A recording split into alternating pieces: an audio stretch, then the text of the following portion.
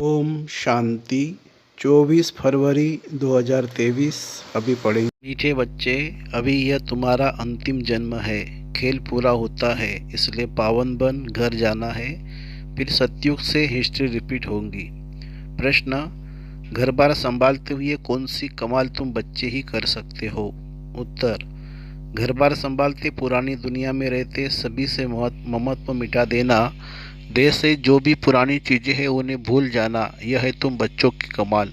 इसे ही सतोप्रधान संन्यास कहा जाता है, जो बाप ही तुम्हें सिखलाते हैं। तुम बच्चे इस अंतिम जन्म में पवित्र रहने की प्रतिज्ञा करते हो, फिर 21 जन्म के लिए यह पवित्रता कायम हो जाती है। ऐसी कमाल और कोई कर नहीं सकता। गीत हो, तुम ही हो माता पिता, तुम ही हो बंधु सखा, तुम ही हो। ओम शांति। बच्चों को ओम शांति का अर्थ बिल्कुल सहज समझाया जाता है। हर एक बात सहज है। सहज राजाएं प्राप्त करते हैं। कहा के लिए? सतयुग के लिए। उनको जीवन मुक्ति कहा जाता है। वह रावण के यह 5 भूत होते नहीं है। कोई को क्रोध आता है तो कहा जाता है तुम्हारे में यह भूत है।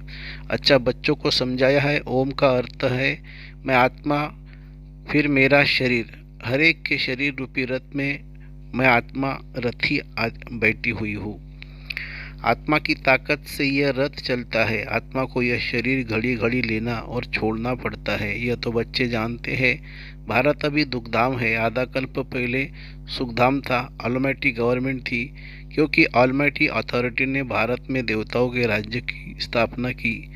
वहाँ एक धर्म था। आज से 5000 वर्ष पहले बरोबर लक्ष्मी नारायण का राज्य था। वह राज्य स्थापन करने वाला जरूर बाप होगा। बाप से उनको वर्षा मिला हुआ है। उन्होंने आत्मा ने 84 जन्मों का चक्र लगाया है। भारतवासी ही इन वर्णों में आते हैं। अब यह शूद्र वर्ण में, शूद्र वर्ण के बाद सर्वोत्तम ब्राह्मण वर्ण आता है। ब्राह्मण वर्ण माना ब्रह्मा के मुख वंशावली, प्रजापिता ब्रह्मा के जरूर एडॉप्टेड बच्चे होंगे। बच्चे जानते हैं कि भारत पूज्य था, अब पुजारी है। बाप तो सदैव पूज्य है, वह आते जरूर है, पतितों को पावन बनाते हैं। सतयुग है पावन दुनिया। सतयुग में पतित पावनी गंगा यह नाम ही नहीं होगा, क्योंकि वह है ही पावन दुनिया। सभी पुण्य आत्माएं है, नो पापात्मा। कलयुग में फिर नो पुण्यात्मा, सब पाप आत्माएं बन चुकी है। पुण्यात्मा पवित्र को कहा जाता है। भारत में ही बहुत दान पुण्य करते हैं। इस समय जब बाप आते हैं तो उनके ऊपर बलि चढ़ते हैं। सन्यासी तो घर बार छोड़ जाते हैं। या तो कहते हैं बाबा यह सब कुछ आपका है, आपने सतयुग में हमें अथाह धन दिया था, फिर माया ने कौड़ी जैसा बना दिया है। यह आत्मा भी पतित भी हो यह अब यह आत्मा भी पतित हो गई है। तन मन धन सब पतित है। आत्मा पहले पहले पवित्र रहती है, फिर पाठ बजाते बजाते पतित बन जाती है। गोल्डन सिल्वर इन स्टेजेस में मनुष्य का आना है जरूर। सारा चक्र लगाकर पिछाड़े में तम प्रधान झूठा जेवर बनना है। सब आत्मा ईश्वर के लिए झूठी बोलती रहती है, क्योंकि उनको सिखाया गया है ईश्वर सर्वव्यापी है। गाते भी है तुम माता पिता हम बालक तेरे। लक्ष्मी नारायण के आगे भी जाकर यही महिमा करते हैं, परंतु उनको तो अपना एक बच्ची होती है। जैसा सुख राजा रानी को वैसा सुख प्रजा को रहता है। जैसा सुख राजा रानी को वैसा सुख बच्चों को रहता है। सबको सुख घनेरे है। अभी तो वह 84वें अंतिम जन्म में है। दुख घनेरे है। बाप कहते अब फिर से तुमको राजयोग सिखलाता हूँ।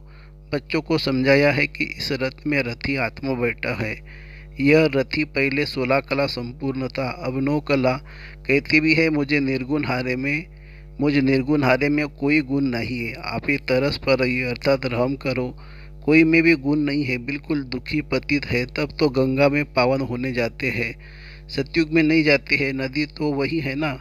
बाकी हाँ, ऐसे कहेंगे इस समय हर चीज़ तमो प्रधान है। सतयुग में नदियाँ भी बड़ी साफ स्वच्छ होगी। नदियों में किचड़ा कुछ भी नहीं हो पड़ता। यहाँ तो देखो किचड़ा पड़ता रहता है। सागर में सारा गंध जाता है। सतयुग में ऐसा हो नहीं सकता। लॉ नहीं है, सब चीज़ें पवित्र रहती है। तो बाप समझाते हैं अभी सबका यह अंतिम जन्म है, खेल पूरा होता है। इस खेल की लिमिट ही है 5000 वर्ष। ये निराकार शिव बाबा समझाते हैं। वह है निराकार, सबसे उच्च परम धाम में रहने वाला। परम धाम से तो हम सब आए हैं। अभी कलयुग अंत में ड्रामा पूरा हो फिर से रिपीट होती है। मनुष्य जो भी गीता आदि शास्त्र पढ़ते आए हैं वह बनते हैं द्वापर में। यह ज्ञान तो प्राय लोप हो जाता है। कोई राजयोग सिखला न सके, उन्हों के यादगार लिए पुस्तक बनाते हैं। वह खुद तो पुनर्जन्म में आने लगे, उनके यादगार पुस्तक रहने लगे। अब देवी देवता धर्म की स्थापना होती है संगम पर। बाप आकर इस रथ में विराजमान होते हैं। घोड़े गाड़ी की बात नहीं है। इस रथ में साधारण बूढ़े तन में प्रवेश करते हैं। वह है रथी। गाया भी जाता है, ब्रह्मा द्वारा ब्राह्मण रचे। यह है मुख वंशावली ब्राह्मण। सब बच्चे कहते हैं हम ब्रह्मा की मुख वंशावली बी के हैं। यह ब्रह्मा भी एडाप्टेड किया हुआ है। बाप खुद कहते हैं मैं इस रथ का रथी बनता हूँ, इसको ज्ञान देता हूँ, शुरू इनसे करता हूँ, कलश देता हूँ माताओं को। माता तो यह भी ठहरी ना, पहले पहले ये बनते हैं फिर तुम। इनमें तो वह विराजमान है, परंतु सामने किसको सुनाए। फिर आत्मा से बैठ बात करते हैं, और कोई विद्वान आदि नहीं होगा जो ऐसे आत्माओं से बैठ बात करे कि मैं तुम्हारा बाप हूँ, तुम आत्मा निराकार हो, मैं भी निराकार हूँ, मैं ज्ञान सागर स्वर्ग का रचिता हूँ, मैं नरक नहीं रचता हूँ। ये तो रावण माया नरक बनाती है। बाप कहते हैं मैं तो हूँ ही रचिता, तो जरूर स्वर्ग ही बनाऊंगा।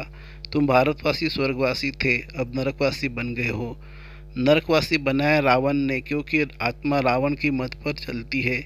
इस समय तुम आत्माएं राम शिव बाबा श्री श्री की श्रीमत पर चलते आए हो। बाप समझाते अब सबका पाठ पूरा हुआ, सब आत्मा इकट्ठी होगी। जब सब आ जाएंगे तब फिर जाना शुरू होगा, फिर विनाश शुरू हो जाएगा। भारत में अब अनेक धर्म है, सिर्फ एक आदि सनातन देवी देवता धर्म है नहीं। कोई भी अपने को देवता नहीं कहते। देवताओं की महिमा भी गाई है, सर्वगुण संपन्न, 16 कला संपूर्ण। फिर अपने को कहेंगे हम नीच पापी, जो सतो प्रधान पूज्य थे अभी तमो प्रधान पुजारी बन पड़ते हैं। द्वापर से रावण का राज्य शुरू होता है। राम राज्य है ब्रह्मा का दिन, रावण राज्य है ब्रह्मा की रात। अब बाप कब आए? जब ब्रह्मा की रात पूरी हो तब तो आए ना, और इस ब्रह्मा के तन में आए। तब तो ब्रह्मा से ब्राह्मण पैदा हो। उन ब्राह्मणों को राजयोग सिखलाते हैं। बाप कहते हैं जो भी आकारी व साकारी या निराकारी चित्र हो उनको तुम्हें याद नहीं करना है। तुमको तो लक्ष्य दिया जाता है, मनुष्य तो चित्र देख याद करते हैं। बाबा कहते हैं चित्रों को देखना बंद करो, यह है भक्ति मार्ग। अभी तो तुम आत्मा को वापिस मेरे पास आना है। पापों का बोझा सिर पर बहुत है। ऐसे नहीं गर्भ जेल में हर जन्म में पाप खत्म हो जाते हैं, कुछ खत्म हो जाते कुछ रहते हैं। अब मैं पंडा बनकर आया हूँ। इस समय सब आत्माएं माया की मत पर चलती है। परमात्मा सर्वव्यापी कहना भी ये माया की मत है। कभी कहते सर्वव्यापी है, कभी कहते 24 अवतार लेते हैं। बाप कहते हैं मैं सर्वव्यापी कहाँ हूँ, मैं तो हूँ ही पतित पावन, स्वर्ग का रचिता। मेरा धंधा ही है नरक को स्वर्ग बनाना। गांधी चाहते थे राम राज्य हो, अभी तो कहते हैं ऑलमाइटी राज्य हो, वन रिलीजन हो।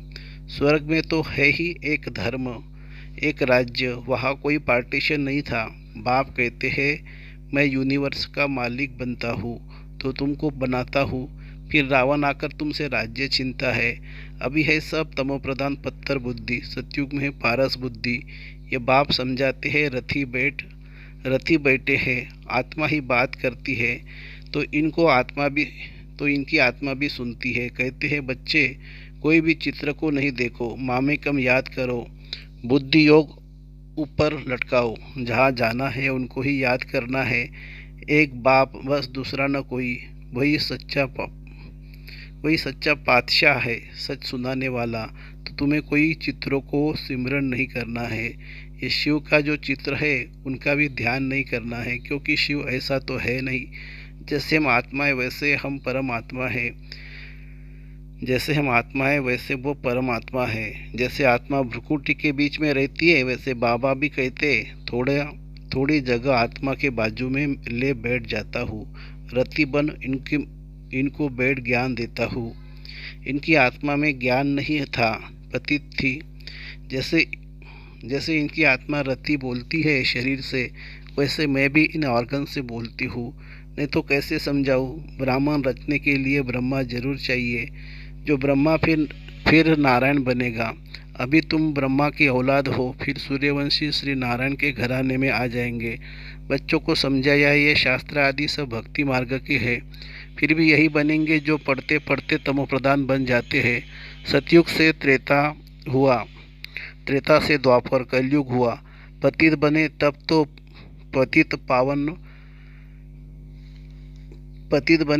पतित पावन आकर बाप पावन बनाएंगे।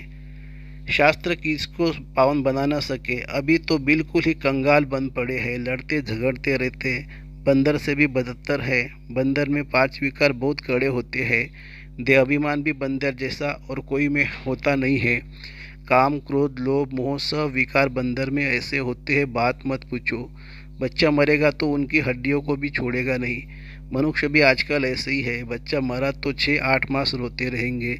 सतयुग में तो अकाल मृत्यु होता ही नहीं, न कोई रोते पीटते हैं, वह कोई शैतान होती नहीं है। बाप इस समय बच्चों से बातें कर रहे हैं, बल घर बार भी संभालो, उसमें रहते हुए भी ऐसे कमाल कर दिखाओ जो सन्यासी कर न सके। ये सतो प्रधान सन्यास परमात्मा ही सिखलाते हैं।